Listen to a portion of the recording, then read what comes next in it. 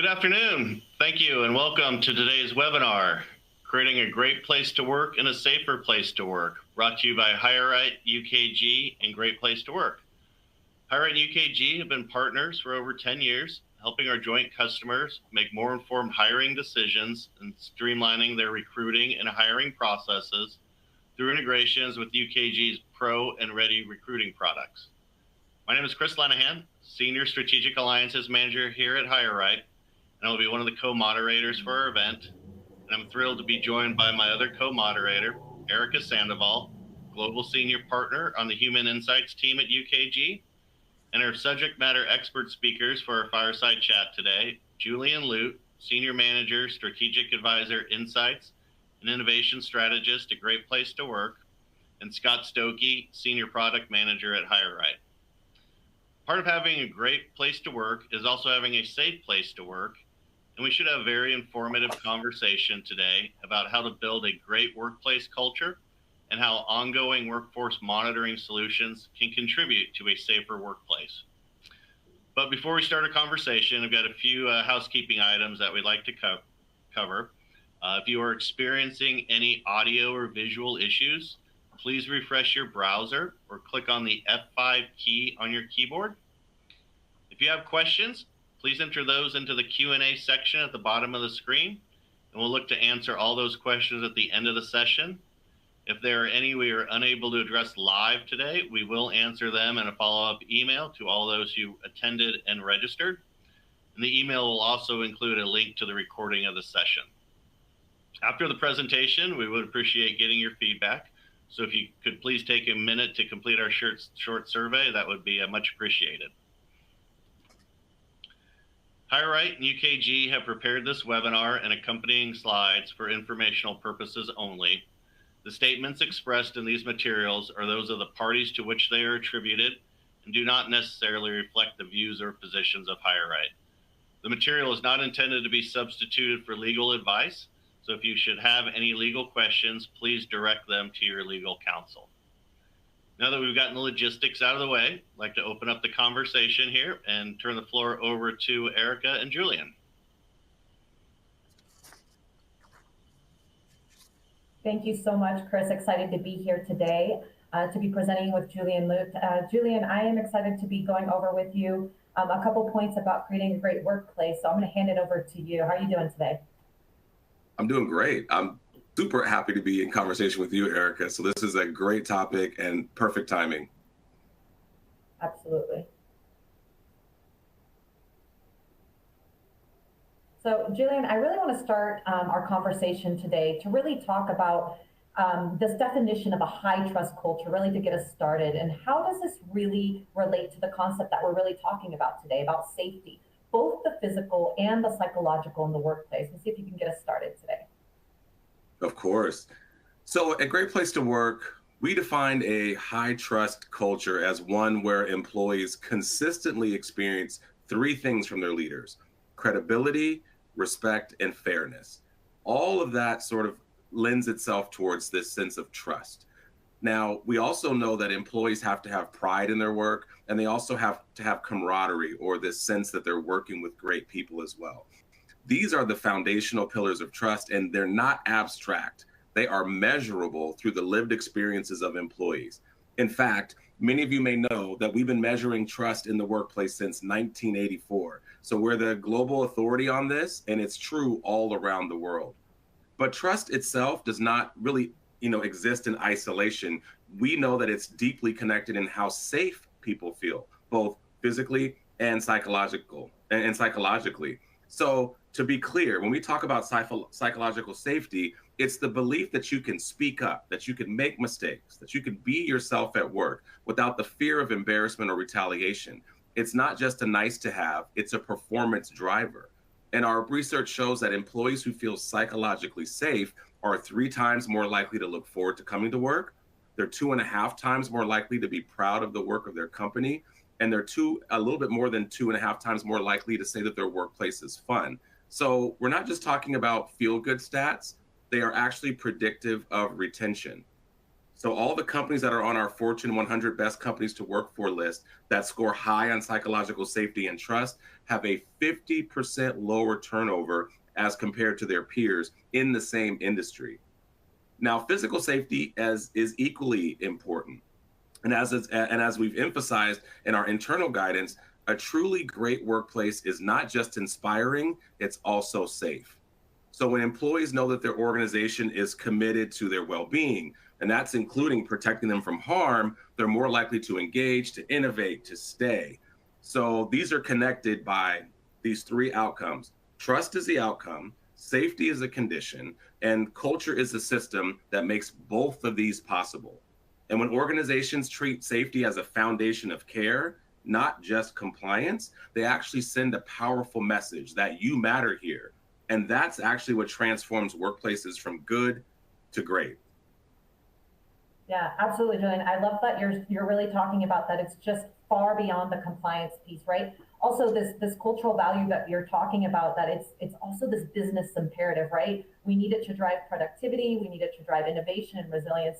And that's something that we talk about so much at UKG, especially for folks, for example, in frontline positions, or folks who perhaps may not be getting the communication in these particular areas that you're talking about. So thank you so much for bringing this up. I want to shift to the second part of our conversation here, Jillian, to talk to you a little bit deeper about this psychological safety.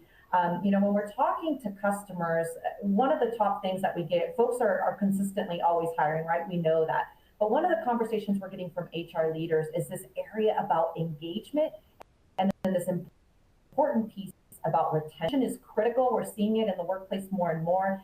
So I want to dive this conversation with you to really talk about what role really does psychological safety play in both of these pieces of engagement and the retention.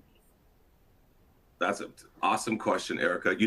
Everyone always says, hey, we have a very engaged workforce. And some folks take that as a definition of like people are showing up to work. So that may mean engagement to some folks, or, they're participating in the meetings. We all show up to the all hands. They may look at that as a sign of engagement, but we know that engagement is an outcome of building trust. So when you think about what it really, really means to build trust, you're really thinking about psychological safety. I think that this really came to the forefront for us and much of the world during the COVID-19, during the pandemic, right? When folks were not co-located, folks had to work via Zoom. At least some of us got to work via Zoom, but many of us were still in this state of what is the new world going to be for us? And the psychological safety for us to be able to share our experiences, our needs, give feedback, and sometimes our needs are different from those who may work directly next to us. That sense of psychological safety really, really stands out during that time, and it's carried on, which I think is a great thing. Psychological safety is actually the foundation of a high trust culture. And when we think about it, we found that it's been one of the most powerful drivers of employee engagement and retention. So we think about, our research that shows about employees who feel psychologically safe. I said before that they can make mistakes, they can speak up, they can be themselves without fear. We talked a little bit about those statistics, but I wanted to share those with you all here. 3 times more likely to look forward, 2.5 times more likely to be proud, and 2.7 times more likely to say that their workplace is fun. I really think that when people feel safe, they stay. Right? They engage, they innovate, and they advocate for the organization. I remember working with a client who was working towards, it was actually around leadership. So they were thinking about how can their leaders during a very pivotal time in their business, they were introducing brand new processes and actually a few new products into the market.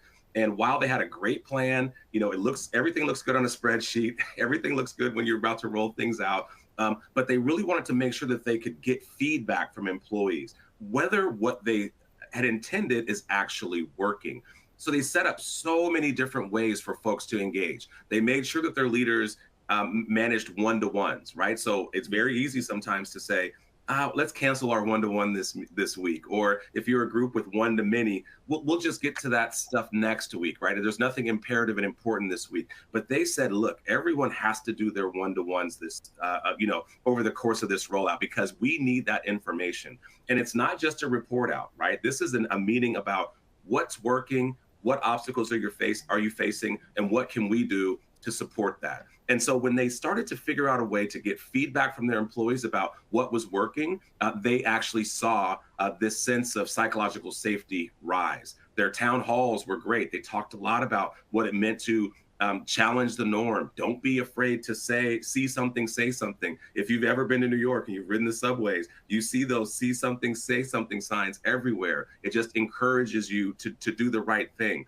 So if you want to improve engagement and really reduce attrition, you have to start by asking, do people feel safe to speak up here? Because when they do, and they don't just stay with your organization, they actually thrive in your organization, Erica.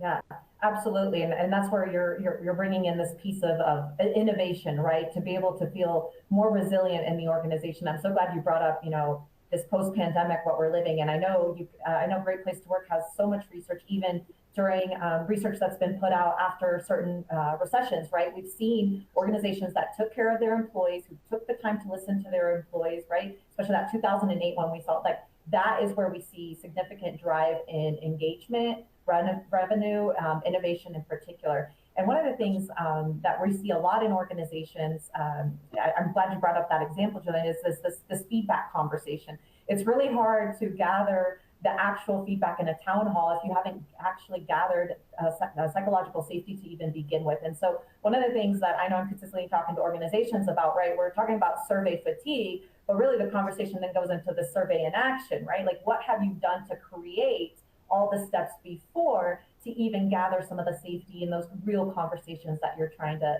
dive in, especially with like real-time analysis and so forth. So thanks, Jillian. I want to jump to the next piece with you. I know you have a lot to say on this particular area about metrics. And this is something that I know leaders really love to talk about, especially in HR. We're really talking about metrics and data. This is critical, right? We got to have the right data here. So I want to talk to you about what metrics or signals specifically should the leaders be paying attention to when evaluating specific policies and practices and helping or hurting their culture in particular. And data is really the driver in these conversations.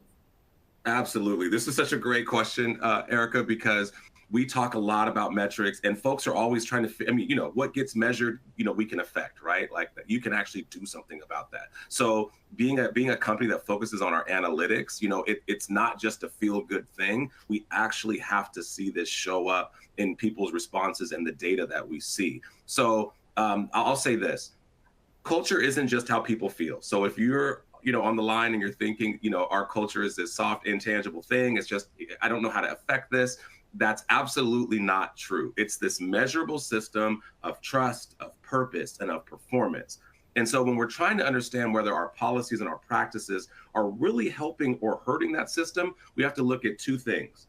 One of them is the data, and then the other is the lived experiences. So let me walk through just 4 signals that leaders can use to help get a much more clear picture of what's actually happening. So first, you got to listen for the trust signals.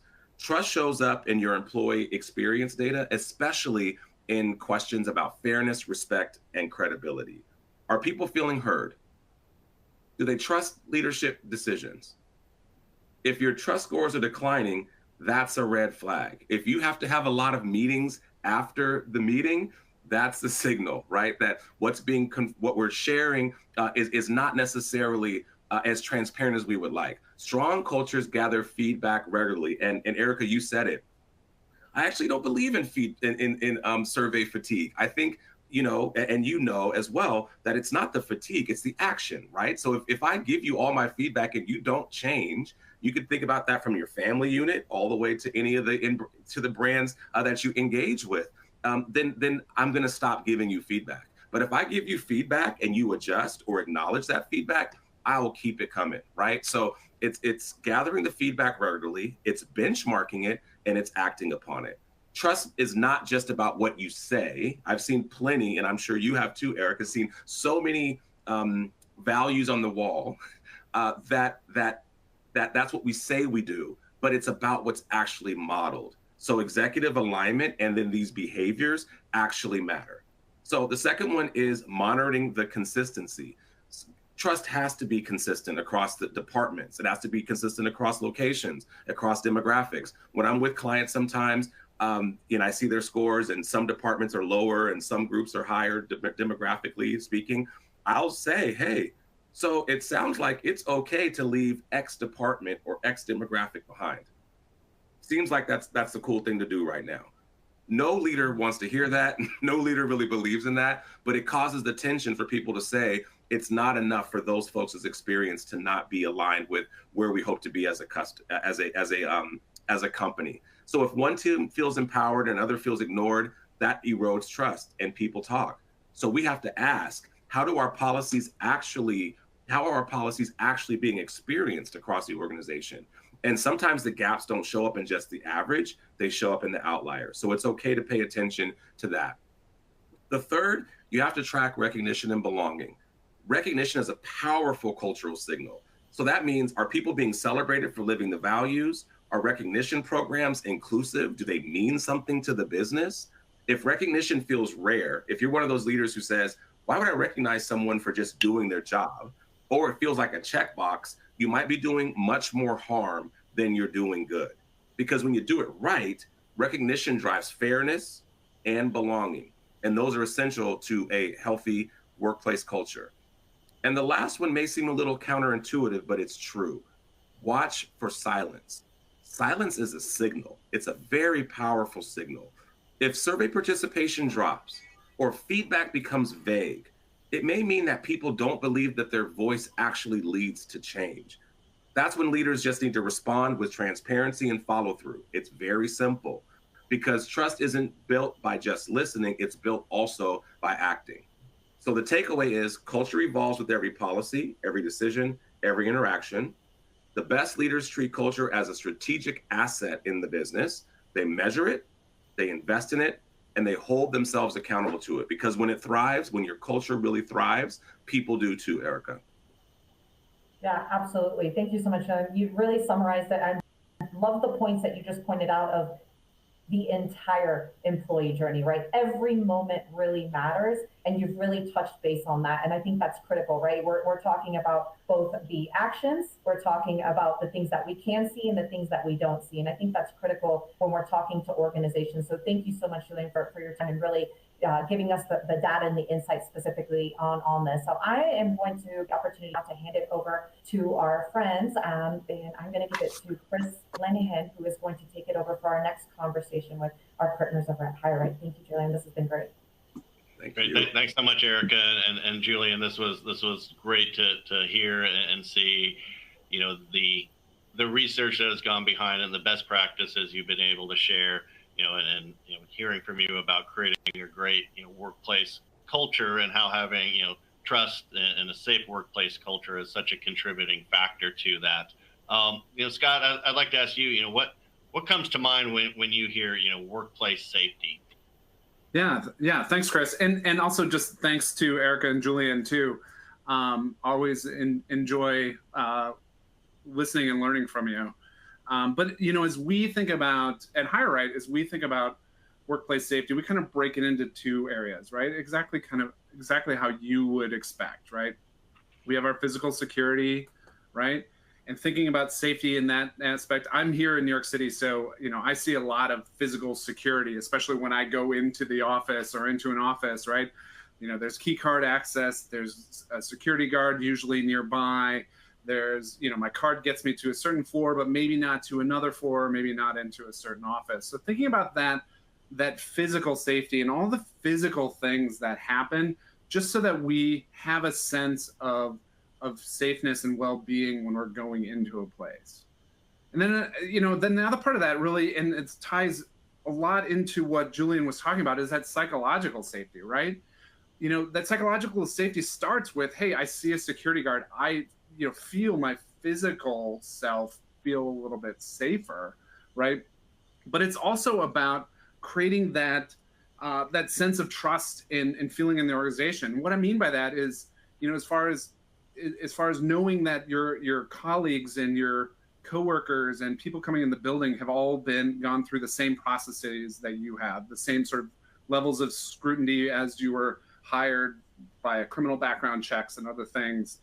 And really, as we go through that, right, we feel that sense of safety and psychological safety that everybody in the organization and everybody I'm dealing with has gone through that same level of due diligence.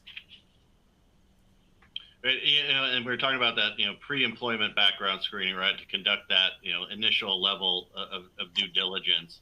Yeah.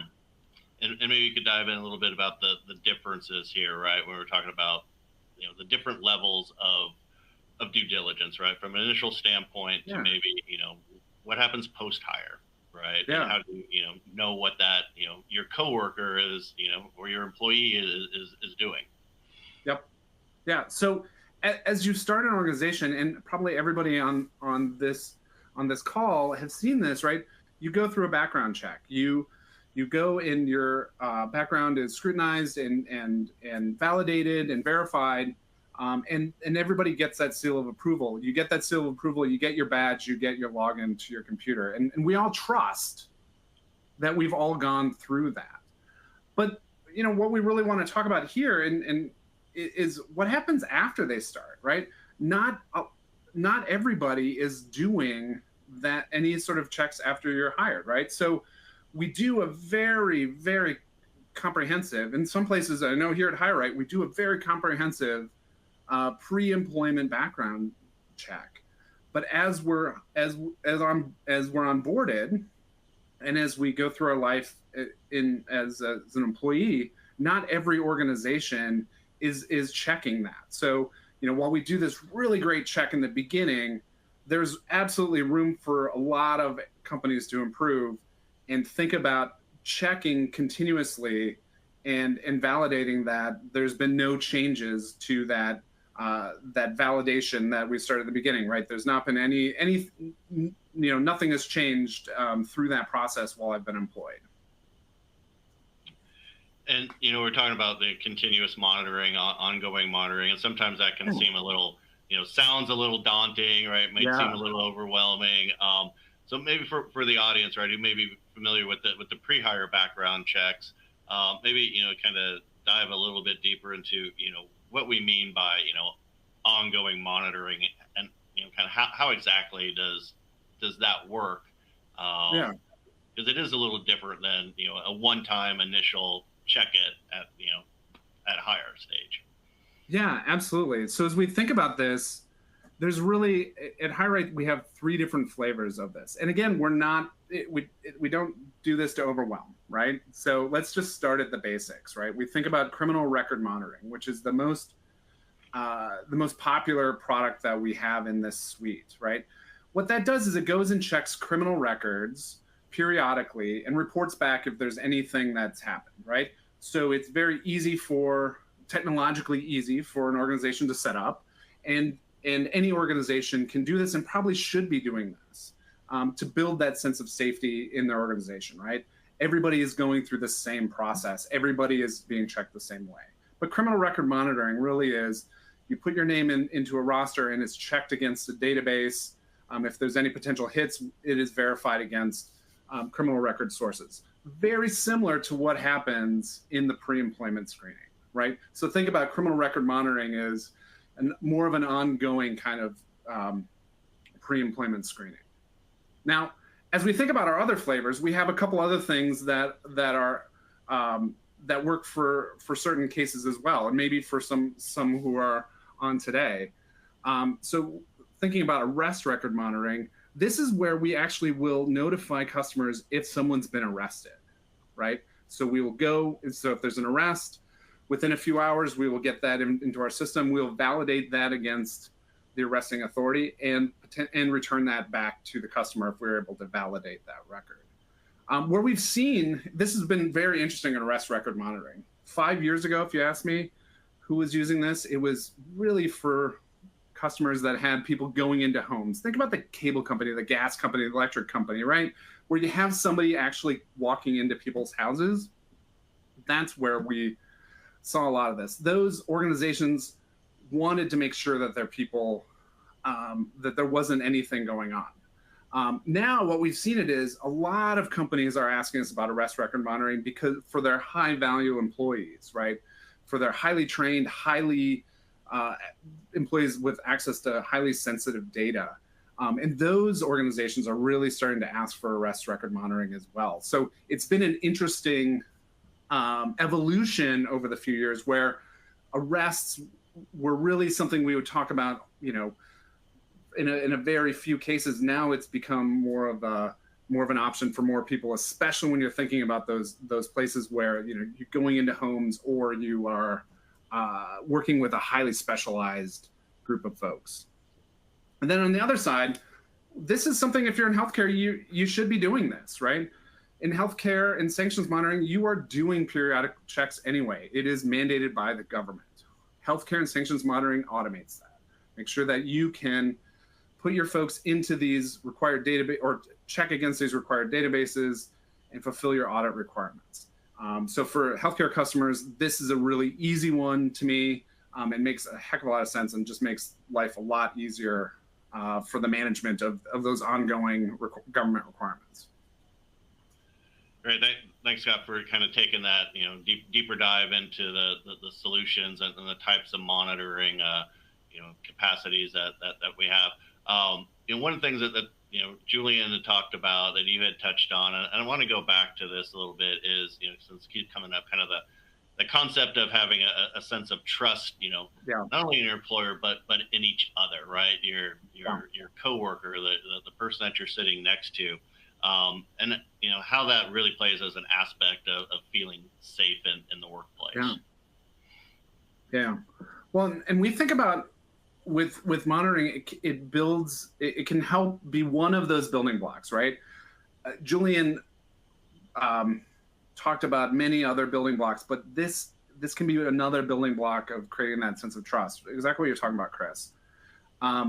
Creating that sense of trust. Everybody is going through the same thing, right? Everybody has the same level of scrutiny, the same level of diligence. You know that person sitting next to you or the person on the Zoom call, that they have gone through those same experiences that you have. And to be honest, as an employee, I don't even know what happens. We do this at HireRight. I don't even know that the monitoring program is happening. It happens in the background, but I know that all of my teammates and my coworkers are held to that same high standard that I am. And as we think about, creating those high standards, right? So a couple stats in there. 47%, not just 47% of cases of employee fraud, not 47% of employees, right? But 47% of cases of employee fraud are people who are tenured, right? Who've been in the organization. So, and then capture that on with high percent of business failures because of potential crimes, right? Creating ongoing monitoring and having that sense of trust, not only from executives, but also from peers, that I know that somebody next to me isn't committing fraud or isn't in a position that maybe makes them feel like they need to. And then as we think about, this, creating this sense of trust in your organization and is a business differentiator, right? Julian talked about those stats about how, engagement increases and productivity increases. But also think about it as, as you're getting potentially a different class of employees. As you develop a marketing or a monitoring program, word gets out, right? I've seen this with multiple customers. And one stat that just sticks in my mind, we have a customer that had put in a monitoring program for arrest record monitoring. And within 2 years, they saw a 70% decrease in hits. Now, so what that's telling us, empirically, is different people are coming to work for them, right? Because they know that that this program is in place. They know they can't get away with something like this. And also then it adds on that now the team feels better because they know that their colleague in the truck with them, they know their colleague that is sitting in the desk next to them is going through that same level of scrutiny that they are. And it really can create a business differentiation because you now are known for being a better place to work or a great place to work, if you will. Yeah, no, great. Yeah, appreciate kind of taking that additional conversation with, talking about trust in the workplace, your employer, your peers. So the practical benefits really kind of stand out, right? They all seem to make sense, right? You want to make sure, that who you hired is still who's working for you, 2 or 3 years down the road. But it also does not seem like this is something a company should just decide one day, hey, we're gonna go turn this on, right? Yes. Maybe you can kind of dive into a little bit about some of the compliance, operational considerations that company should account for when considering this, or even taking the next step to develop or implement an ongoing monitoring policy and program. Yeah, thanks. So this is one of my favorite conversations to have with customers. And, I think from a technology firm, a services firm like HireRight, it's fairly easy to put in a monitoring program, right? We put names in a list, and the database magically checks it and then tells you if there's any issues, right? So it's all, I'll use the word magic, but it's all just technology.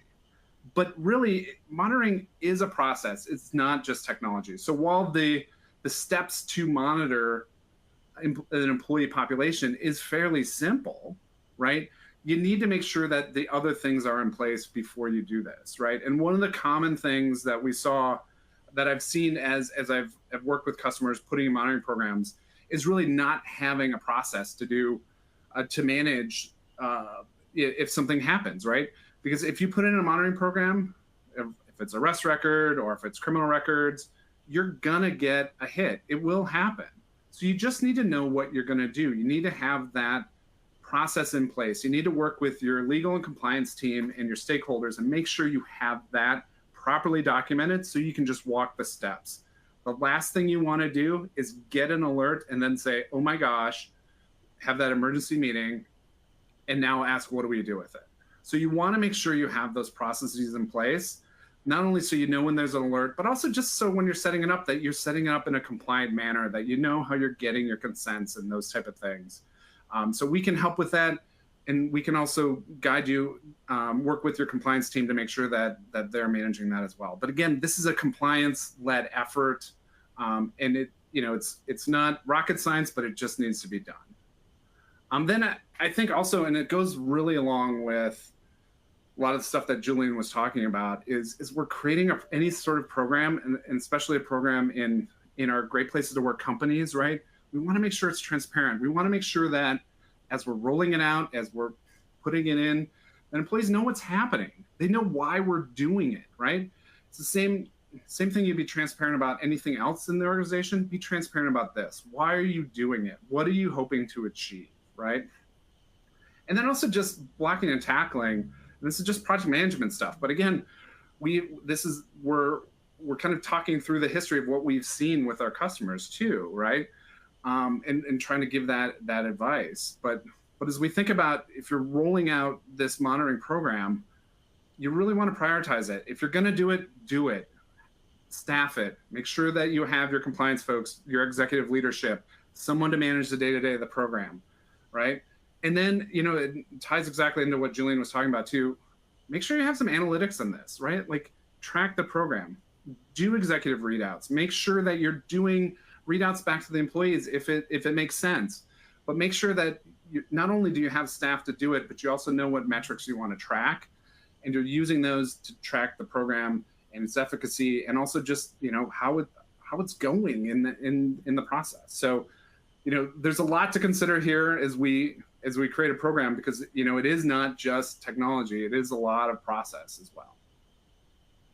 No, appreciate that, and thanks so much for lending your expertise on the subject, and taking us from what is ongoing monitoring, what are the different flavors of it, why it helps to create trust within the organization, and what you should consider when you want to look at implementing this. I know you mentioned technology a couple times, but didn't really expand on it. And I want to kind of pick that up and circle back to that, because you're right, from a technology perspective, it's probably the easier piece of this, right, as compared to putting together the policy and programs.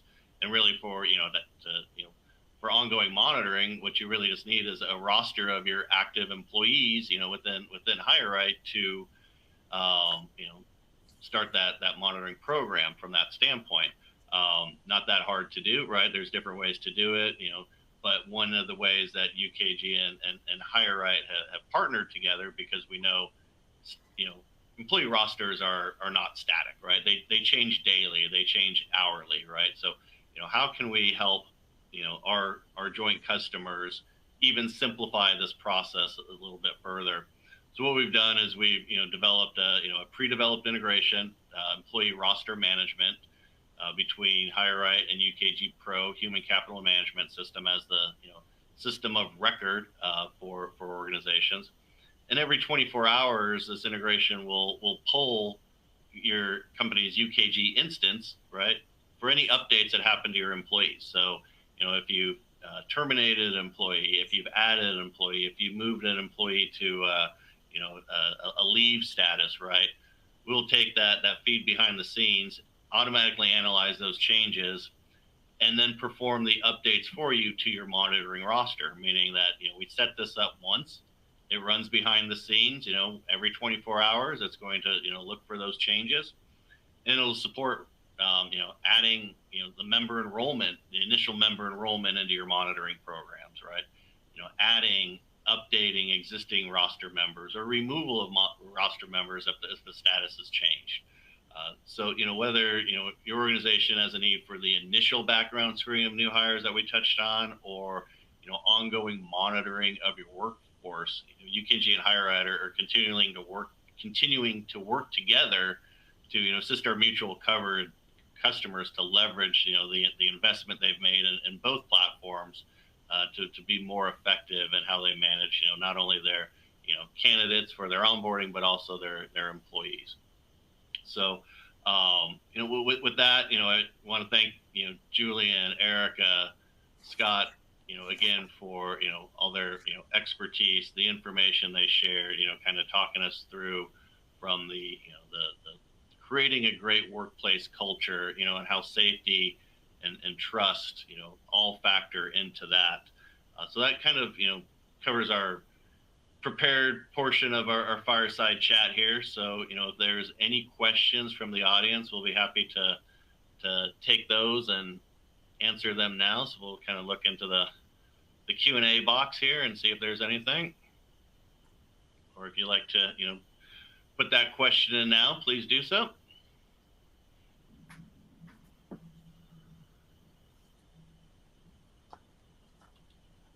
I've got one of, looks like we've got one coming for Julian.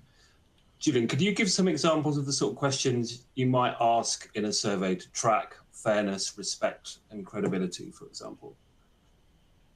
Absolutely. I'll start with credibility. One of the first ones, and I think the most important ones, is we ask in our Trust Index survey, the proprietary survey that we use at Great Place to Work, that, for the Fortune 100 best companies to work for and all the different recognition opportunities, is management's actions match their words, right? That's one of the biggest indicators of whether a leader is trusted, leading with integrity, and people walking the talk. That's basic. That's a very basic building block of a great workplace. So when you think about credibility, that's one. I would say if you think about respect is inviting people into the process, right? It's really about how do you, you've hired these people, you trust them, obviously, because you brought them in. How do you actually involve them in the organizations? One of the best ones that I really like is all about decision making. The statement is, I involve people in decisions that impact their work environment or their day-to-day work. That's really important. It's not just about the process and rolling out a new process. It's, are we actually actively asking people to share their feedback and also involving them in what it is that we're doing? So that's a very important one around respect. It's actually a key driver. When people have this sense of involvement in their work, and that things aren't just coming from the top down to influence and impact their work, they have a much better experience of the workplace, and trust is built much more quickly. Last one, around fairness.